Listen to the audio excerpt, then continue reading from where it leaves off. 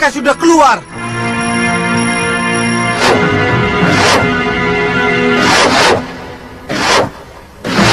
Diceritakan, sang pendekar yang bernama Aditya dan sang Galuh Parwati berbincang dengan orang tua yang ada di negeri Kembang Jenar. Mereka sedang membicarakan tentang para pejabat dan prajurit yang senang dengan kejahatan dan tidak membela rakyat kecil. Orang tua itu menjelaskan tentang semuanya yang berhubungan dengan pejabat yang disuap dengan emas dan berlian, sehingga mereka tutup mata dan tutup telinga, tidak mau untuk terlibat dan hanya diam saja apabila terjadi sesuatu yang tidak mengenakan di negeri tersebut. Namun, sang orang tua itu percaya akan ada orang yang masih baik dan tidak semuanya bisa dibeli dengan emas dan permata. Galuh dan Aditya pun mendengarkannya dengan seksama, sambil makan makanan ringan bukan kerupuk akan tetapi pisang, yang telah dimasak. Sama-sama menindas rakyat kecil. Apakah semuanya begitu, Ki? Saya yakin tidak. Tentu masih ada senopati maupun prajurit yang memiliki hati nurani. Seharusnya memang selalu ada tentara yang membela rakyat kecil.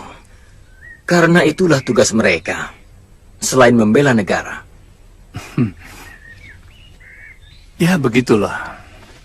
Sayangnya, mereka yang budi pekertinya baik hanya sedikit sekali dibanding dengan yang rela menggadaikan harga diri mereka dengan bekerja sama untuk memeras para pedagang dan rakyat kecil. Benar-benar negeri bobrok. Dan negeri bobrok pasti dipimpin juga oleh seorang raja yang juga jiwanya bobrok.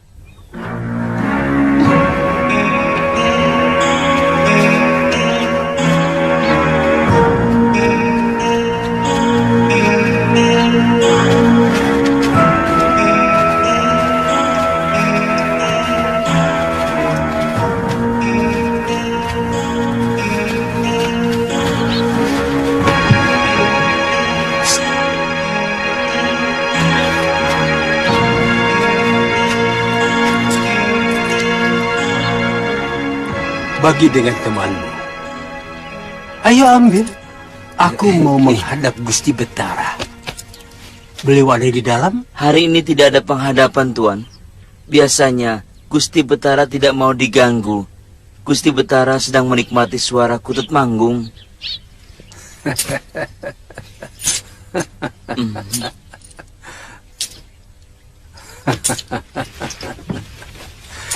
Kamu cukup melaporkan kedatangan Juragan Guragada. Beliau sudah tahu. Iya.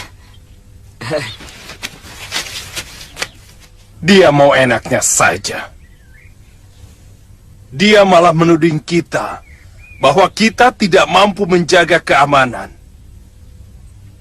Padahal selama ini mereka yang mengeruk kekayaan dengan memeras para pedagang, bahkan rakyat kecil. Kakang Senopati, sebenarnya saya sudah sangat kesal dengan perilaku anak buah Guragada. Dari dulu mereka yang membuat onar.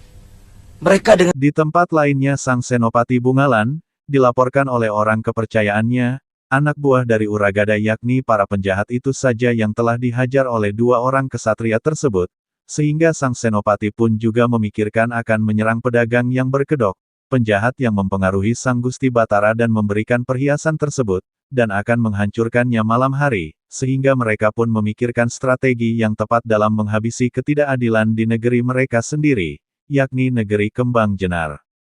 Ya. Dan Guragada diam-diam menemui Gusti Betara, menawarkan jasa untuk bisa mengamankan Kembang Jenar dari kerusuhan dan keonaran yang sebenarnya mereka ciptakan sendiri. Kalau kedua perusuh itu tidak segera diselesaikan, pasti tidak akan ada lagi pedagang mancanegari yang mau berniaga di sini, Gusti Betara. Bukankah itu sudah menjadi tugasmu, Guragada? Betul. Tapi, bagaimana mungkin hamba bisa bertindak? Kalau Senopati Gusti malah sengaja melindungi mereka. Apa maksudmu? Senopati Bungalan telah membantu perusuh itu, sehingga banyak anak buah hamba yang tewas.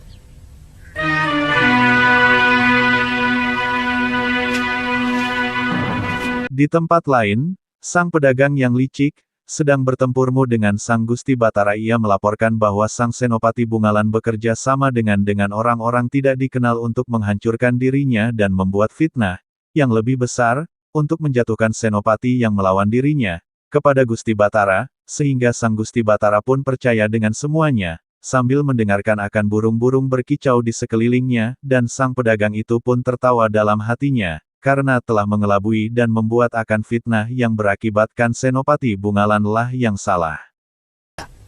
Sekalian saja kita hancurkan Bromocora itu.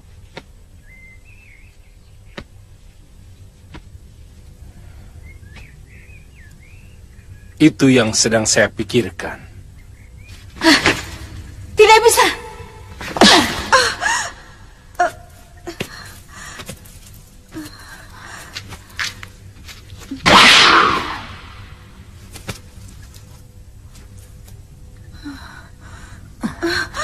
Suamimu telah mempermalukan kami. Kali ini hanya nyawa yang bisa membasuh semua perbuatan yang telah dilakukannya. Bukankah dia sudah menjalani tenungan Nyai? Dia sudah mengalami penderitaan sebagai seekor belibis.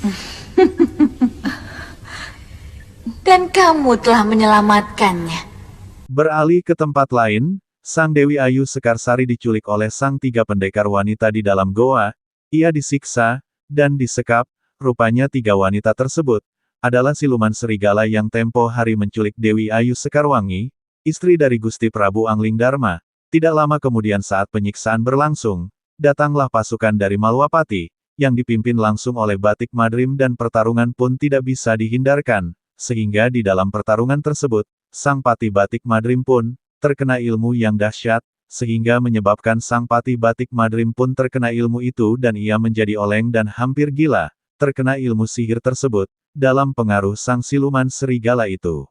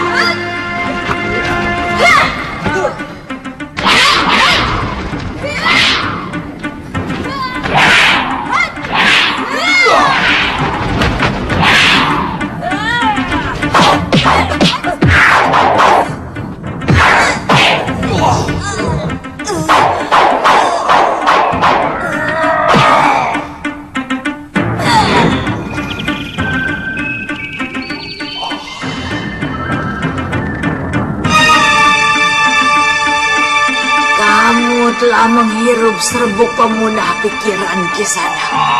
Sekarang terimalah tenunganku.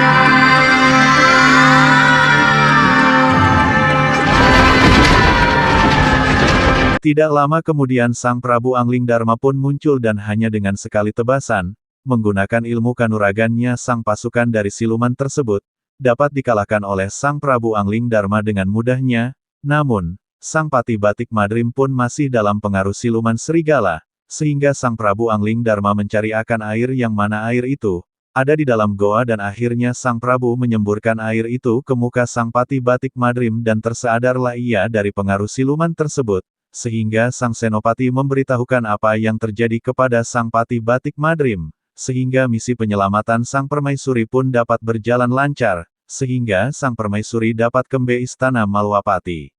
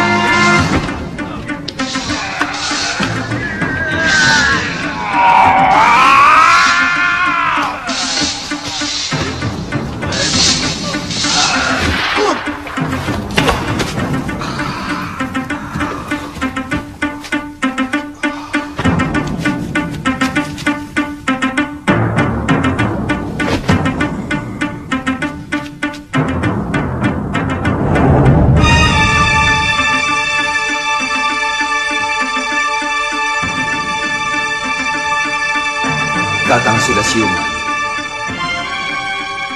Adi Prabu, apa sebenarnya yang terjadi? Dan kemana siluman-siluman serigala itu? Kakang Pati hampir saja terkena tenung. Untung Gusti Prabu datang. Siluman-siluman itu sudah tewas, Kakang.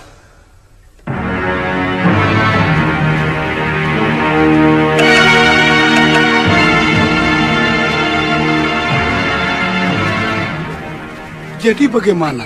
Saya tidak mengerti kenapa Senopati Bungalan bersikap memusuhi saya. Selama ini kita bisa bekerja sama dengan baik. Di tempat lain, sang pedagang licik itu pergi ke tempat senopati lain, dan sang senopati pun juga dikisahkan dengan kisah yang sama dengan sang Gusti Batara. Sang senopati pun langsung mengajaknya ke dalam rumahnya untuk berbicara empat mata dengan sang penjahat tersebut.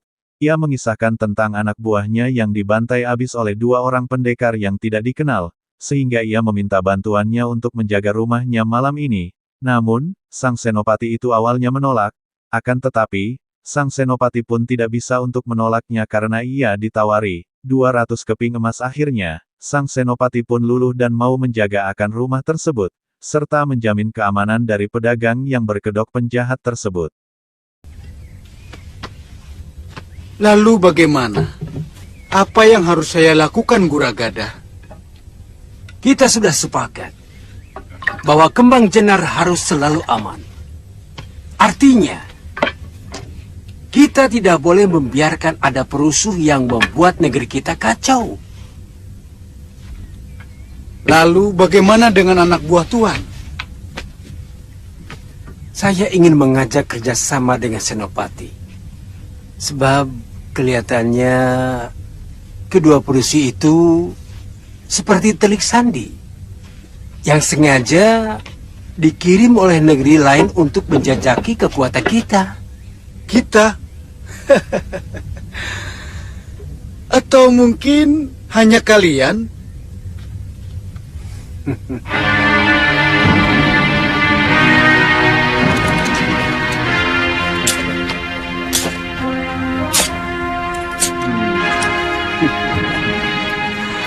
$200 keping perak. Kerahkan seluruh kekuatan prajurit Kembang Jenar untuk menangkap pengacau itu. Saya akan tambah 200 keping lagi untuk pengamanan rumah saya. Saya akan kirim satu pasukan ke rumah Tuan. Yang akan saya pimpin sendiri. Bagus.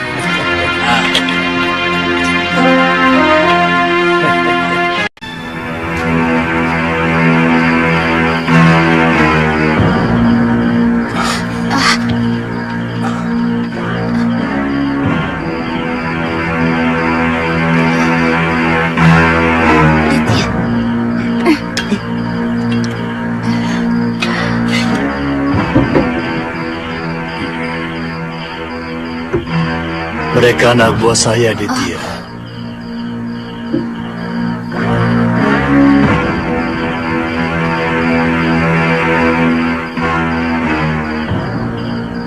Anak buah? Di tempat yang berbeda di tempat Sang Sugaluh dan Sang Aditya, menemukan banyak pasukan di luar rumah, mereka mengira itu adalah para musuh yang menghadang dan mengepung mereka akan tetapi orang tua itu menunjukkan jati dirinya. Ternyata orang tua itu adalah salah seorang senopati senior, karena sang senopati itu awalnya dipercaya menjaga keamanan dari negeri Kembang Jenar. Akan tetapi, karena fitnah yang berkepanjangan dari pedagang-pedagang tersebut, ia dicopot sebagai seorang senopati, dan orang-orang di luar itu adalah para pengikut setia senopati tersebut, sehingga mereka diajak untuk keluar dari tempat tersebut, sehingga sang senopati pun berpidato untuk menyerang para penjahat yang menguasai negeri Kembang Jenar tersebut, sehingga ia pun mengerahkan pasukan setianya untuk menyerang akan rumah penjahat tersebut, dan salah satu dari pengikutnya memberitahukan bahwasanya di tempat tersebut banyak anak buah pasukan dari salah satu senopati yang menjaga rumah tersebut. Mendengar hal itu senopati itu tetap menyerang dan mengatur strategi untuk mencapai tujuan dan berhasil mengalahkan akan pasukan musuh tersebut. Plot untuk menyudutkan saya di depan Sang Betara. Seolah-olah saya tidak mampu menangani kerusuhan. Sebab setiap kali ada kekacauan, anak buah saya tidak mampu untuk memadamkannya. Sang Betara percaya, kemudian memecat saya. Jadi, apa memang Paman tidak mampu meringkus anak buah Guragada? Mereka seperti tahu setiap langkah yang akan saya ambil. Saya curiga ada kerjasama antara anak buah Guragada dengan beberapa orang senopati. Bahkan dengan penewu dan penatus yang ada dalam pasukan saya.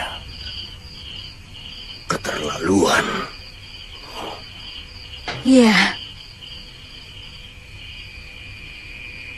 Benar-benar busuk. Iya. Senopati lain yang tidak silau oleh uang Guragada dan mereka yang masih setia kepada saya dibuatnya tidak berdaya. Karena jumlah yang jadi kedibal Guragada jauh lebih banyak. Salah satunya adalah Senopati Bungalan. Sampai sekarang dia selalu bertentangan dengan Guragada. Jadi, apa rencana Paman malam ini?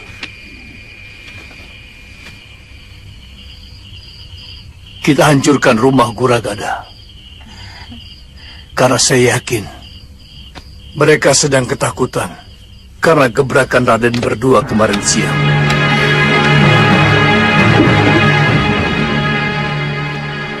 Saudara-saudaraku, waktu yang kita tunggu-tunggu rupanya datang lebih cepat dari yang kita perkirakan. Utusan sahabatku, Empu Ganggadara dari Pulau Kura-Kura sudah datang. Dan yang seperti kalian saksikan, mereka langsung membuat Bromo Corah anak buah Guragada kalang kabut. Saat ini mereka dalam keadaan kebingungan dan ketakutan. Kini saatnya kita tekan mereka. Betul, Bupati! Betul!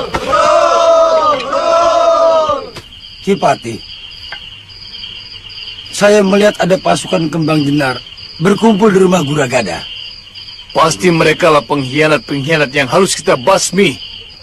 Tidak peduli saudara atau teman sendiri. Demi tegaknya kebenaran di Kembang Jenar. Betul! Kita berangkat sekarang. Matikan obor. Di tempat lain, sang Senopati Bungalan dengan menunggangi akan kudanya, bersiap untuk menyerbu akan rumah dari sang penjahat, yang kini dijaga oleh orang-orang Senopati dari negeri Kembang Jenar, sehingga ia pun juga harus mengatur strategi untuk menyerang akan rumah penjahat tersebut. Namun, di dalam rumah para penjahat, mereka berpesta pora, dan mereka belum menyadari akan bahaya muncul. Senopati Bungalan dan pasukan yang ditemani oleh Galuh Parwati juga akan menyerang rumah tersebut, sehingga mereka bertemu dan menyerang akan rumah tersebut secara bersamaan, dan terjadilah akan pertarungan. Pada awalnya sang penjahat berhasil kabur, dan Senopati tersebut berhasil menangkap akan penjahat tersebut melalui dan pasukan dari penjahat tersebut ditangkap dan besoknya mereka dihakimi di depan Sang Gusti Batara. Ini dia.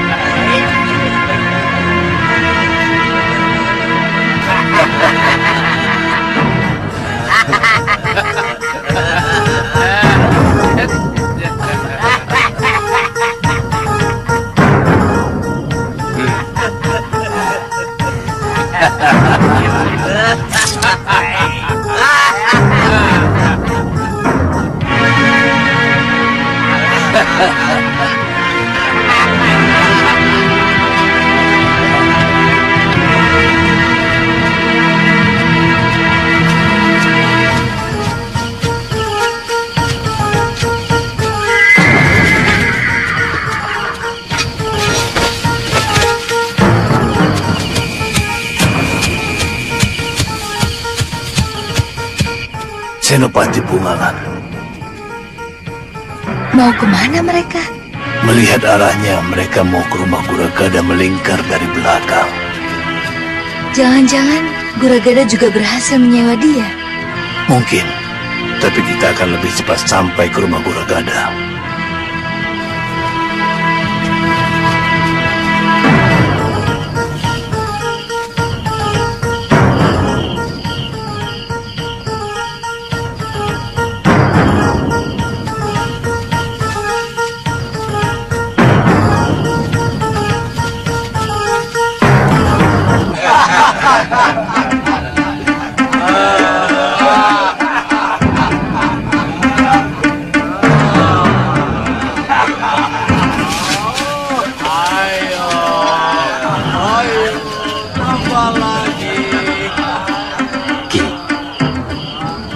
Saya dan Galuh memutar, menyerang lewat belakang. Baik, hati-hati. Saya akan menyerang dari depan. Ayo.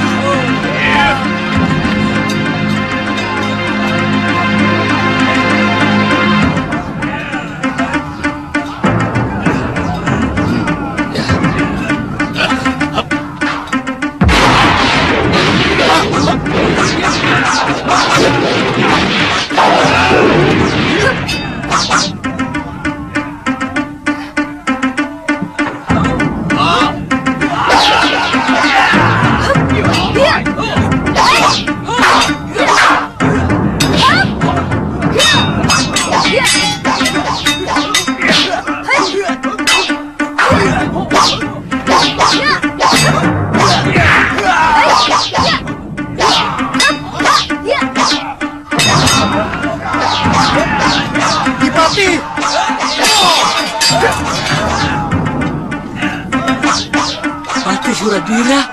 Ya, bagaimana ini? Siapa yang harus kita bela? Kalian heran aku masih hidup, Begundal Tengik? Berapa harga kalian untuk menjaga rumah Brahmacora ini? Jangan salah paham, Ki. Semua ini adalah tugas Gusti Betara. Kalian telah berkomplot dengan Guragada untuk menyingkirkan aku.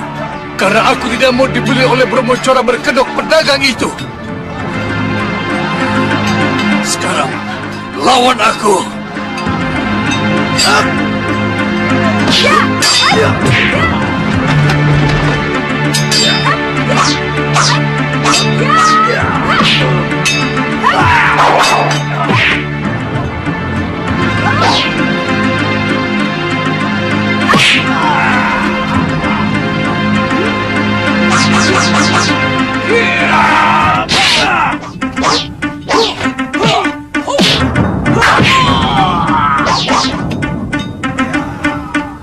Guragada lari.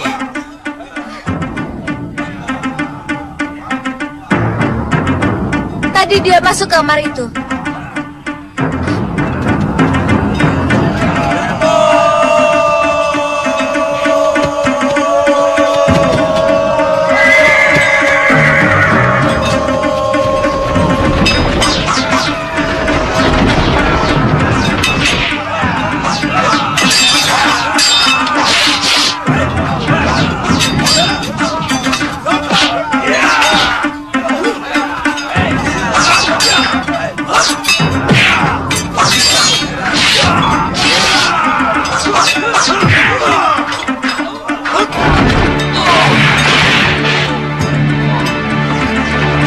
Guragada sudah tertangkap.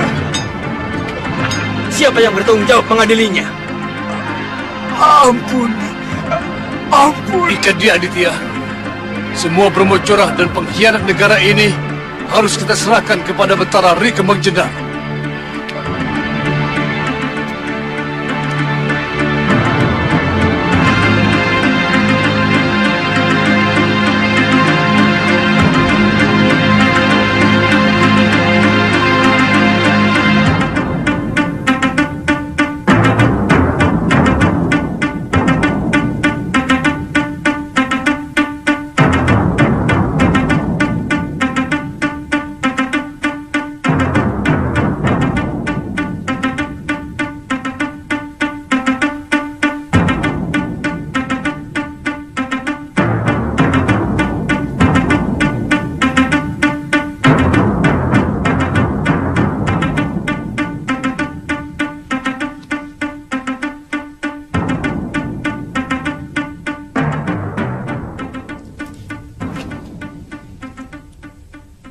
Tidak ada kata-kata yang lebih terhormat untukku selain mengakui kesalahan. Kakang Patih, aku minta maaf kepadamu. Ampun, Gusti Betara. Gusti tidak bersalah. Hanya sedikit kurang adil dalam mendengar berita. Gusti hanya mendengar dari telinga kiri, namun kurang meresapi telinga kanan. Barangkali suara di telinga kiri terlalu bising, Gusti. Apa maksudmu? Guragada telah berhasil menyuap sebagian besar Bayangkara Raja untuk menentang hamba. Bahkan ada... Sang Gusti Batara pun senang karena selama ini, ia dikelabui oleh para penjahat, dan dibutakan oleh harta yang ia terima dari penjahat tersebut. Dan salah satu dari senopati memperkenalkan orang yang juga berjasa menangkap para penjahat tersebut. Mereka adalah Aditya dan Sang Galuh Parwati. Mereka pun diberi akan jabatan istana akan tetapi mereka menolaknya dengan halus, karena ia terutama Galuh Parwati, sedang dalam pengembaraan, akan tetapi Sang Gusti Batara memaklumi akan hal tersebut, dan akhirnya negeri itu kembali keadaan semula, karena sang penjahat tersebut sudah ditangkap dan dipenjarakan oleh Sang Gusti Batara. Juga mendengar kedua anak muda itu sangat berjasa pada negeri kita. Siapa namamu, anak muda? Hamba Aditya, dari Pulau Kura-Kura, Gusti. Murid Kakang Empu Ganggadara, saudara seperguruan hamba. Sengaja hamba meminta bantuan ke sana, Gusti. Tindakan Kakang telah menyelamatkan Kembang Jenar dari kehancuran. Ternyata Guragada sangat licik dan licin.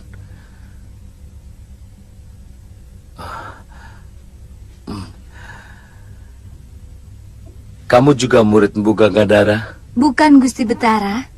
Hamba Galuh Parwati dari Padepokan Sugaluh. Hamba teman Kakang Aditya. Kalian benar-benar anak muda yang terpuji. Kembang Jenar berhutang budi kepadamu berdua. Jika kalian bersedia, aku akan sangat gembira jika kalian mau menjadi bayangkaraku. Aditya.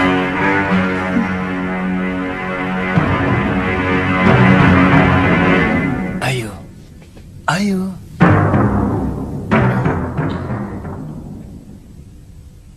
Ampun, Gusti Betara. Hamba mohon Gusti tidak murka kepada kami. Kami mohon waktu untuk memikirkan tawaran Gusti yang begitu mulia. Tidak apa-apa. Itu hak kalian. Kalian masih muda. Sekali lagi, terima kasih.